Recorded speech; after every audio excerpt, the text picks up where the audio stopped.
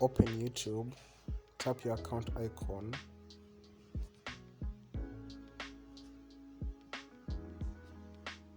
then you tap that arrow, you choose the account that you want to delete, then it will appear like this. You again tap your account icon and tap manage your Google account, then it will take you to this page right here. After that, you swipe to your right and choose data and privacy,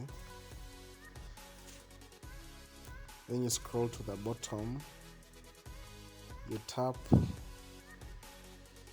delete a Google service, then it will load and again bring you to this page right here.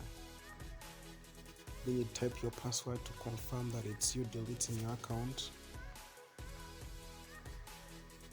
Then it will take you to this page. You tap YouTube.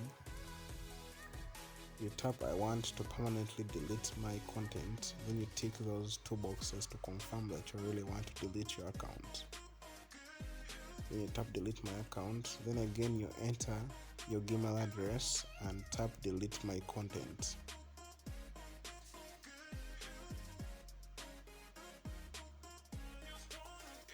Then there you have it, your content is being deleted. Please subscribe.